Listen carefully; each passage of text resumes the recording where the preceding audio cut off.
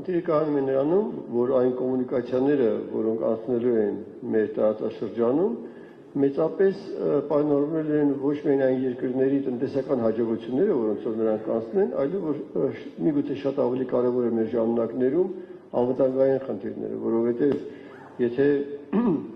աշխարհի գերհզոր երկրները, դրանց մասին մենք դեռ առանձին խոսենք, իրենց տնտեսական խնդիրները լուծում են այս կամ այն երկրով անցնող կոմունիկացիաներով, ապա իրենք շահեր հետապնդելով դառնում են հենց այդ երկրների անվտանգային երաշխավորները։ Եթե մեզ հաջողվի միանգամից մի քանի ծրագրերով, մի քանի գերտերության կոմունիկացիաներ ապահովել մեր երկրով, ապա կարելի է ասել, որ մեր անվտանգության խնդիրները շատ ավելի բարձր մակարդակով կլուծվեն։ Տեսեք, խնդիրը կայանում է նրանում, որ այսօր մեր տարածաշրջանում խաչվում են 3 հիմնական մեգածրագրեր։ Դրանցից մեկը Չինաստանի 1 գոտի 1 ճանապարհ ծրագիրն է, որի նպատակն է կապ հաստատել Չինաստանից մինչև Եվրոպա։ Երկրորդը դա Պարսիստոց Սևծով ծրագիրն է, որտեղ նույն խնդիրը իր համար փորձում է լուծել Հնդկաստանը, հնդկական ապրանքների մատակարարումը Եվրոպա եւ նաեւ հակառակությամբ, եւ երրորդ մեգածրագիրը Ռուսաստանի Դաշնության կողմից իրականացվող Հյուսիս-Հարավ ծրագիրն է։ Այս 3 մեգածրագրերի ազդեցությունը էապես կանխորոշելի է ապագա տասնամյակների ընթացքում Հարավային Կովկասի երկրների դերակատարումը եւ մեծապես կարևորվելու են այն երկրները, որոնցով կանցնեն այդ մեգածրագրերը։ Եվ ակնհայտ է, որ նաեւ պայքար է գնում երկրների միջև, թե հատկապես որ մեգածրագրի, որ ճյուղը կանցնի որ երկրով, որովհետեւ այս պարագայում նա կստանա ավելի մեծ դիվիդենդներ։ Որպեսզի մեր խոսակցությունը շատ ավելի առարկայական լինի, ես փորձեմ անդրադառնալ այդ 3 մեգածրագրերի ճյուղերին, որոնք ասում են Հարավային Կովկասում եւ նրանցից որոնք են, որ հնարավորություն ունեն ասնելու Հայաստանով։ Բայց առաջինը, որ պետք է ասել, որպեսզի երկիրը կարողանա հավակնի որևէ մեգածրագրի մաս դառնալու, մի քանի պայմաններ են պետք։ Նախ պետք է ունենա համապատասխան աշխարհագրական դիրք, երկրորդը նրա կոմունիկացիաները պետք է բավարարեն այն պայմաններին, որոնք ներկայացնում են այդ մեգածրագրերը, եւ երրորդը այդ երկիրը պետք է ունենա բարեկամական հարաբերություններ մեգածրագրերի հիմնական շահառուների հետ եւ հուսալի պետք է լինեն այդ հարաբերությունները, որպեսզի խնդիրները լուծվեն ի օգուտ այդ երկրի միջով անցնող ճանապարհների ընտրության։ Երկրորդ կարևոր հանգամանքը նա է, որ մեգածրագրերը երբեք չեն համակերպվում այն խնդրի հետ, որ իրենց ամբողջ խոսքերը ասեն ընդամենը մեկ երկրով։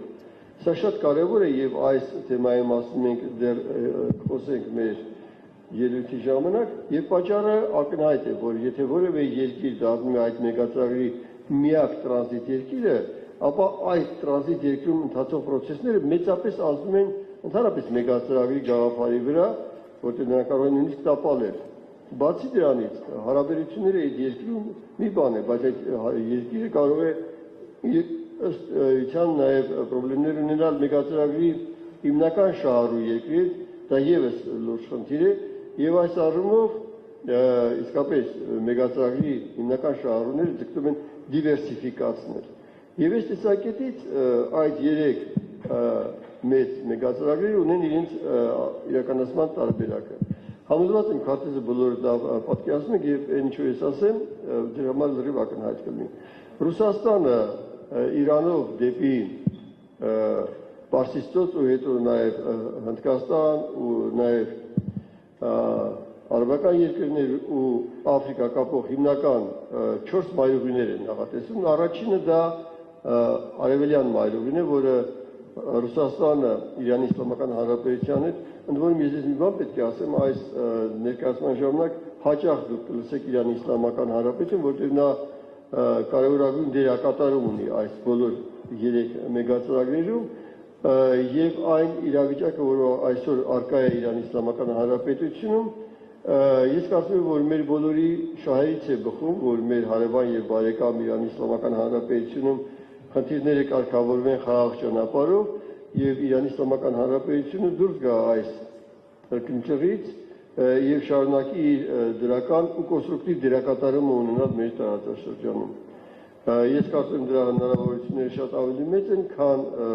չարագուշակ նախատեսումները մեր բարեկամ եւ հարևան Իրանի Իսլամական Հանրապետության համար։ Եվ այսպես առաջի ճյուղը, որ Ռուսաստանը հյուսիսարավ ծրագրի իրականացման կապում է Ռուսաստանը Իրանի Իսլամական Հանրապետությանին, ու հետո բնականաբար արդեն Պարսից Հնդկաստան եւ աֆրիկյան երկրներ, դա այսպես կոչված արևելյան ճյուղն է,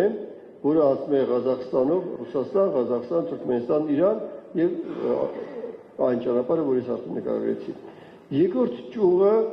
դա Կասպից ծովով անցնող ճյուղն է, Ռուսաստան, Կասպից ծով, Իրանի Իսլամական Հանրապետություն եւ մնացած ճանապարհը, որը արդեն նկարագրեցի։ Երրորդը այսպես կոչված արևմտյան ճյուղն է, որը անցնում է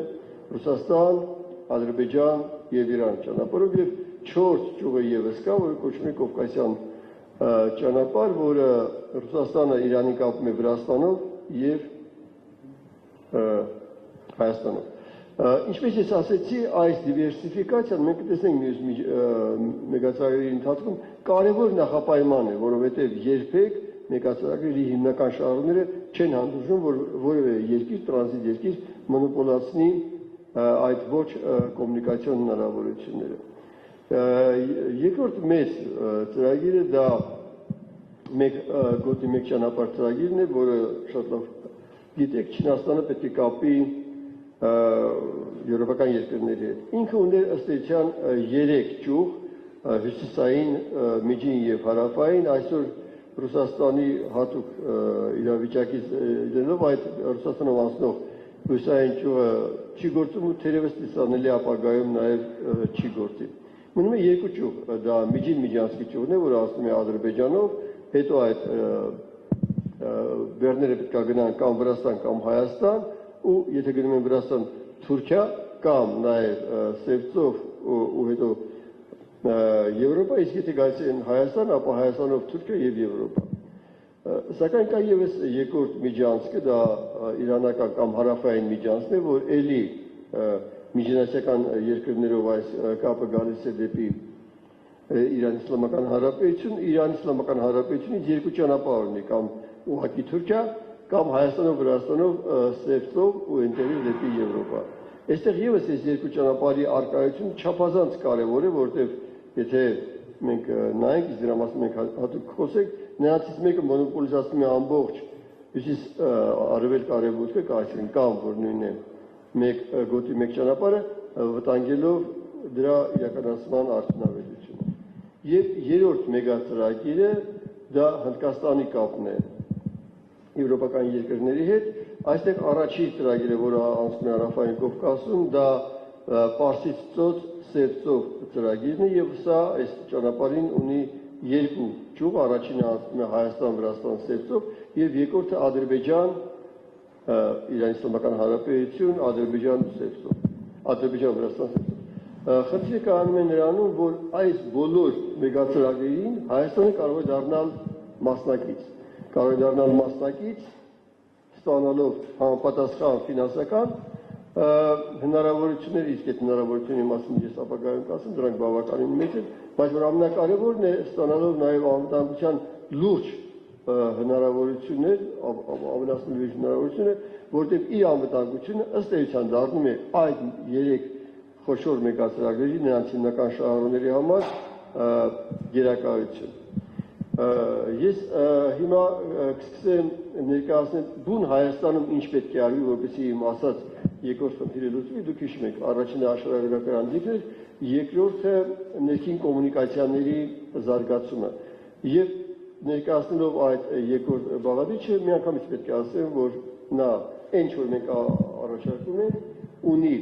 4 ծրագիր եւ ծրագրերից մի մասը, կոնկրետ մեկը վերաբերում է ավտոմոբիլային հնարավորությունների զարգացմանը Հայաստանի, որը ոչ միայն մեգածրագրի համար է, այլ որպես ցանկացած երկիր իր կոմունիկացիաները ավելացնելով ինքը ոչ միայն տնտեսական խնդիր է լուծում, այլև սոցիալական բազում խնդիրներ է լուծում, իսկ մնացած երեքը երկաթուղային։ Եվ այսպես առաջի մեր առաջարկվող ծրագիրը ավտոմոբիլային ծրագիրն է եւ նա նպատակ ունի Վանաձորը շատ կարճ ճանապարհով կապել Հրազդանի ու Երևանի հետ։ Դուք գիտեք, որպեսզի մենք գնանք Երևանից Վանաձոր, երկու ճանապարհով կարող ենք գնալ, կամ Սևանով, Վոլորանելով իջնել Դիլիջան ու հետո Վանաձոր, եւ երկրորդը ապարանով, էլի մենք պետք է բարձրանանք բավականին բարձր, ընդեղից էլի իջնենք այդ Վոլորանելով դեպի Սպիտակ ու Վանաձոր։ Այն առաջարկը, որ մենք անում ենք, ինքը միանգամից մի քանի խնդիր է լուծում, նախ ընդհանրապես որևէ Վոլորաններ չկան, որը շատ կարևոր է, երկրորդ էապես իջեցնում է ճանապարհի ամենաբարձր կետը, մի տարբերակում 120 մետր, երկրորդում 240 մետր, եւ երրորդը կարճեցնում է այդ ճանապարհը։ Մինչև ասելը, թե ինչ արժի այս ծրագիրը եւ ինչպես պետք է դա իրականացնել, ես մի պատմություն պետք է պատմեմ, թե ինչպես է նման խնդիրները լուծում այլ երկրներում, օրինակ մեր հարևան Վրաստանում։ Գիտեք, որպեսզի Վրաստանը դառնա մեկ հյուսիսարավ մայրուղու հատված, ինքը ունի մեծ պրոբլեմ, որտեղ իր այդ ճանապարհը բարձր վերջին լարսով անցնող ճանապարհը անցնում է Վրաստանի տարածքով բավականին բարձր լեռնային զանգվածով, այնտեղ կա հայտնի Խաչի Լեռնանցքը եւ այդ Խաչի Լեռնանցքի մոտ ծովի մակարդակից 2400 մետր է բարձրությունը եւ որպեսզի ինքը կարողանա դա իջացնել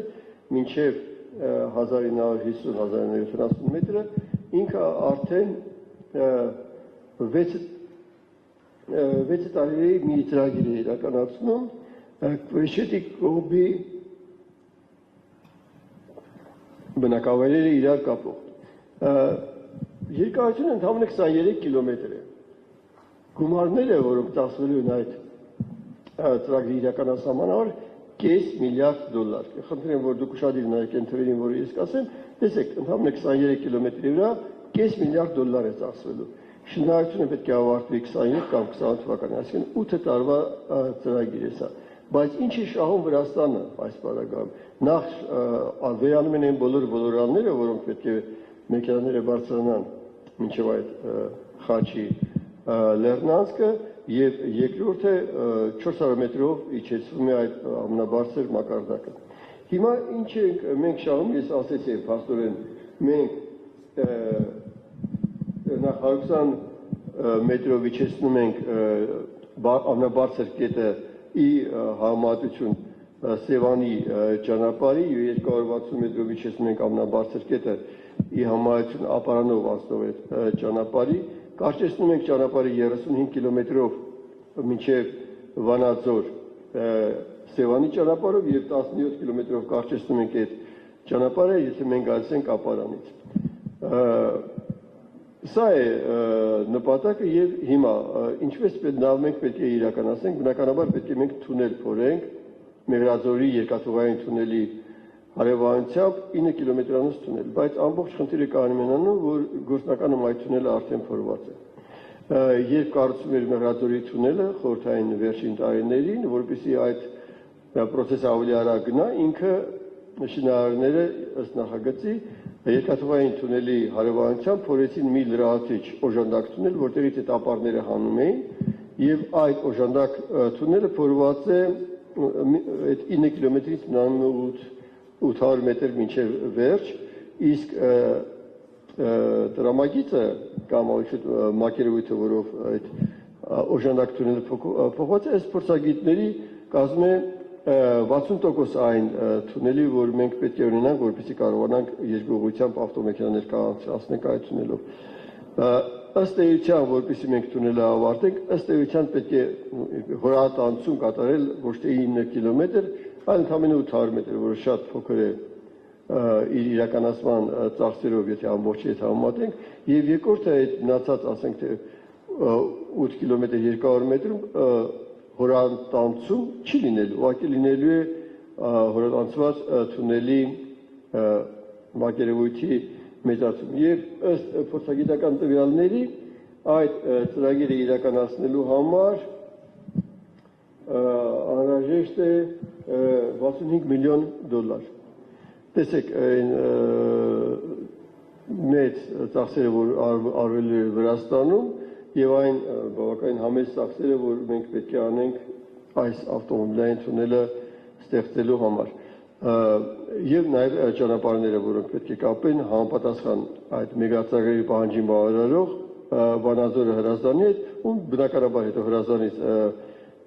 Սևանի մայրուղով այդ ճանապարհը կգա ու կմիանա մեր հիմնական հյուսիսարավ մայրուղուն։ Մեկ բան եմ ուզում ասեմ, որ այդ ոլորանների վերացումը, որի մասին ես արդեն ասեցի, եւ բարձրագույն կետի իջեցումը, որը շատ կարևոր է, վերաբերում է ոչ միայն դեպի Վանաձոր գնացող մեքենաներին, այլև դեպի Դիլիջան, Իջևան, ու այդպես շարունակ մինչև Ադրբեջանի սահմանը։ Սա կարևորագույն մի ծրագիր է եւ ինչպես նկատեցիք, բավականին էժան։ Եվ ես հիմա ձեզ ցույց տամ քարտեզի վրա, բայց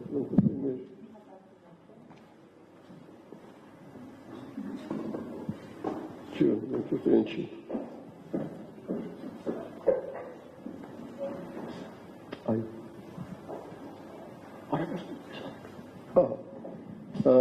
Տեսեք, չէ, նորմալ է։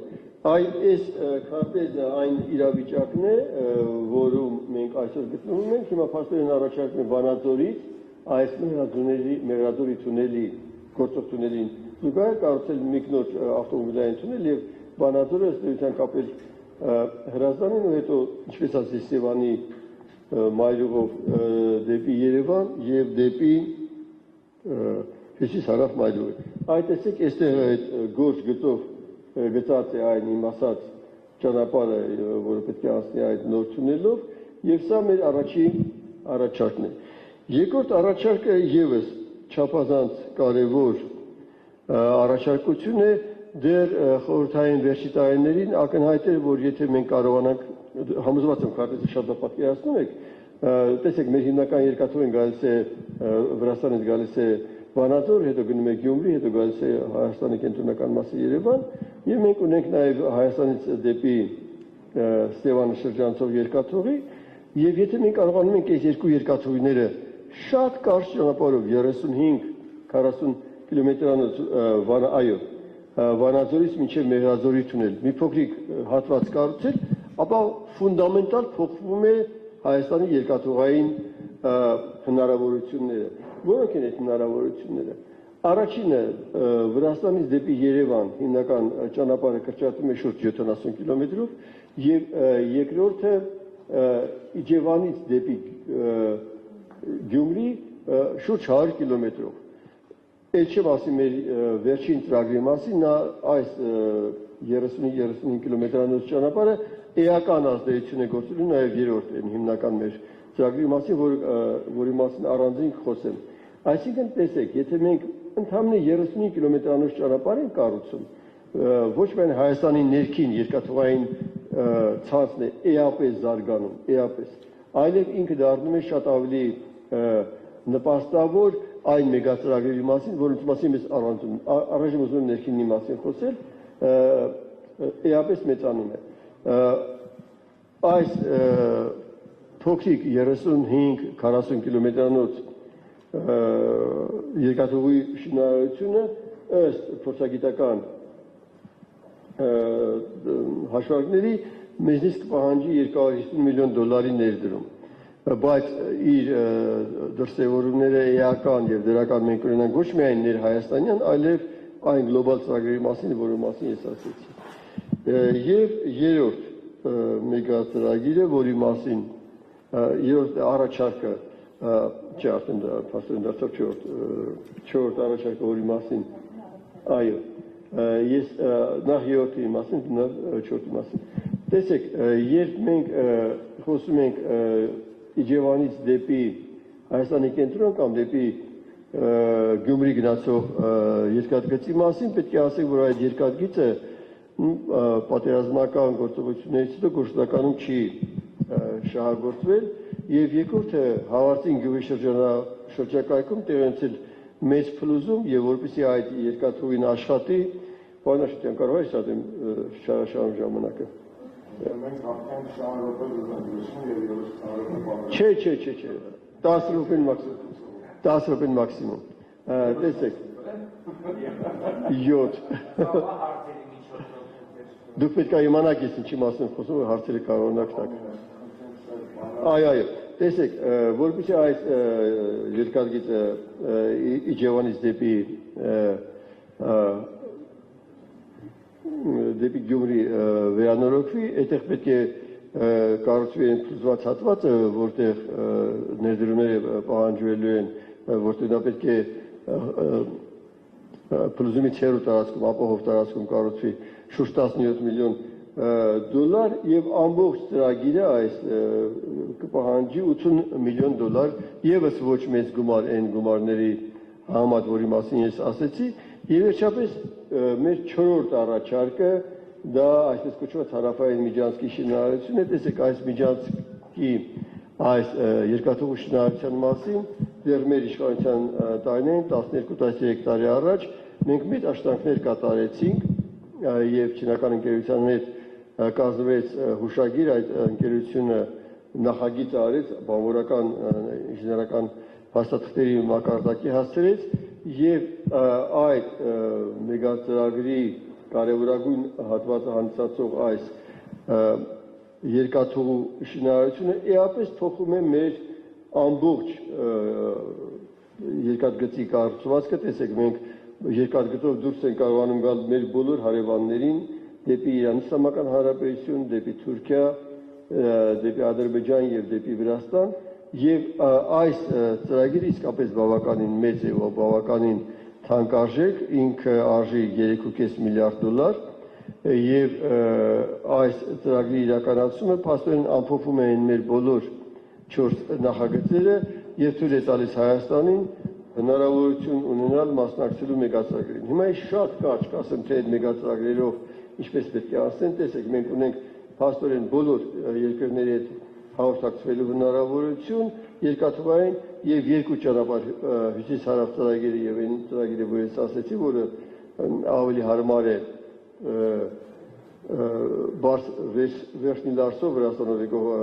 ճանապարհին, որը անցնելու է Վանաձորով, ինչպես ես ասեցի, հետո գնա միանա մյուս մեգածրագրին հյուսիս-հարավին։ Եվ այս ծրագրով անցնում է եւ հյուսիս-հարավ ծրագիրը, երկրորդը մեկ ճանապարհ մեկ գոտին կարող է անցնել Իջևանով մինչև Գյումրի, պետք է ասեմ, որ սա միակ ճանապարհը չի, մեկ ճանապարհ մեկ գոտին եւս ունի Վրաստանով անցնող Բաքու-Թբիլիսի-Կարս երկաթուղին եւ այս մեր ճանապարհը, որ ես ասում եմ, ինքը ըստ էության 200 կիլոմետրով ավելի կարճ է եւ մեգածրագրի համար բնականաբար շատ ավելի նպաստավոր է մեր ծրագրով աշխատել։ Իհարկե կա նաեւ ծրագիր, որ իրականացվում է հիմա այսպես կոչված տրիպը տրամփի ուղին, որը եւս կապելու է միջին միջանցքի տրամաբանության մեջ Բաքուն Կարսի հետ, բայց դա եւս շուրջ 200 կիլոմետրով ավելի երկար է, քան այն ծրագիրը, որը մենք ենք առաջարկում։ Եվ վերջապես այս մեկ ճանապարհ մեկ գոտու ծրագրի իրանական տարբերակը, երբ որ ինքը անցնում է հարավով, այստեղ եւս այդ ծրագրի իրականացման արդյունքում տրանսպորտը կարող է գնալ դեպի Իրան Իսլամական Հանրապետություն եւ այս նոր նշած նա երկաթուղով բարձրանում դեպի Վրաստան եւ դեպի Անաքլիա եւ այստեղ եւս պետք է խոսել այն կարևոր հանգամանքի մասին, որ ես ասում եմ դիվերսիֆիկացիա։ Տեսեք, չափազանց կարևոր է, որ որևէ երկիր չդառնա մենաշնորհային այս տեսակետից եւ այս առումով եթե նայենք Ադրբեջանը մնում է մենաշնորհային կարգավիճակում որպես միջին միջանցքի երկիր, իսկ Թուրքիան մնում է մենաշնորհային որպես հարավային իրանական միջանցքի երկիր եւ հաշվի առնելով իրենց սերտ կապերը Ադրբեջանի եւ Իրանի, ըստ էության Չինաստանի մեկ ճանապարհ մեկ գոտին էլի կախված ելնելու ընդամենը մեկ որոշում կայացնող կենտրոնից, որը անընդունելի է։ եւ այդ խնդիրի լուծման Չինաստանի տեսակետից եւ ծրագրի տեսակետից լուծման միակ այլ ընտրանքը, ինչպես ես ասացի, այս մեր ճանապարհով Իրանի Իսլամական Հանրապետությունը Հայաստանով եւ Վրաստանով անակնային կապելու խնդիրն է։ Երկու խոսք միած ընդհանրապես որ ես ասեմ, դա Հնդկաստանից դեպի Սերտով ասող ճանապարհն է, սա եւս օգտագործելու է այս մեր նշած երկաթուղին եւ ըստ էության այն ինչ որ ես ասացի բոլոր 3 ծրագրերի համար կիրառելի են եւ ընդհանրապես երկու թիվ ու ես ավարտում եմ։ Տեսեք, ըստ կանխատեսումների ընդհանրապես 4 տարի հետո 30 թվականին այս գոտի մեկ ճանապարհ ծրագրով պետք է անցնի 15-22 միլիոն տոննա բեռ, հյուսիս-հարավով 15-ից 20 եւ Հնդկաստան-Եվրոպա ծրագրով 3-ից 5 միլիոն տոննա բեռ։ Այս դրանցից պարզ չէ որ ասենք թե բեռները եկել են Ադրբեջան, նրանք պետք է նույն ծավալով անցնեն Վրաստանով կամ Հայաստանով, եւ հետեւաբար նրանց մի մասը պետք է անցնի Վրաստանով ու Հայաստանով։ Մեր հաշվարկներով մենք կարող ենք Հայաստանով անցկացնել մեկ ճանապարհ մեկ գոտիից 4-ից 6 միլիոն տոննա, հյուսիս-հարավով 2-ից 3 միլիոն տոննա եւ 2-ից 3 միլիոն տոննա Հնդկաստան-Եվրոպայով։ Այսինքն մենք կարող ենք ռեալ ակնկալել, որ Հայաստանով, եթե մենք նորմալ աշխատենք, մեր ծրագրի ավարտի պարագայում կունենանք 8-12 միլիոն տոննա բեռան փոխադրում, որը ինչպես ես ասացի, նախ մեծ տնտեսական հնարավորություն է տալիս Հայաստանին եւ հետո դառնում է չափազանց կարևոր անվտանգային գործոն, որովհետեւ ըստ էության մեր տարածքով անցնելու են կապեր, որոնք կենսական են այդ 3 տրանսպորտային ծրագրերի համար։ Եվ երրորդը, քանի որ այս ծրագիրը բավականին թանկ է, սա իրականացումը ես կարծում եմ, որ ճիշտ կլինի իրականացնել կոնսենսուսի միջոցով, հրավիրելով այդ կոնսենսուսի մասնակից հենց այդ 3 մեգա-ծրագրերի հիմնական շահառուներին, Ռուսաստանին, Չինաստանին եւ Հնդկաստանին, որոնք շահագործելով հենց այս երկաթուղին, իրանք ոչ թե կվճարեն այս երկաթուղու համար, այլ իրենք եկամուտ կստանան, հետեւաբար նաեւ կնպաստեն, որ այդ երկաթուղին հնարավորինս շատ աշխատի։